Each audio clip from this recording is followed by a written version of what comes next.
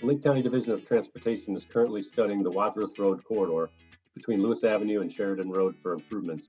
As we always do, we always look for ways to improve safety and as well as investigating the need for pedestrian accommodation throughout the corridor. We're looking at some aging infrastructure out there, such as replacing a culvert from the 1920s that carries Bull Creek under Wadsworth Road. And we are also, as part of this project, going to be resurfacing Wadsworth Road over by the airport between Lewis Avenue and Green Bay Road. The numerous driveways that we have in this section of Wadsworth Road being mainly residential, one of the ways we can improve safety is by adding a third middle turn lane within the project limits. So we'll be looking at the pros and cons of this type of improvement, as well as also the impacts. Construction is programmed for the year 2023, but it'll also depend on what type of improvement is selected, as well as if there's any property negotiations or right-of-way acquisition that we need to complete.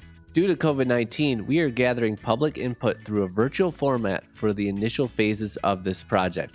We invite you to provide feedback and make us aware of any questions or concerns you may have through our public input website. On this website, you can see what input has been provided by the community on a map. Using the map, you can like and comment on input to provide more information for a study team to consider.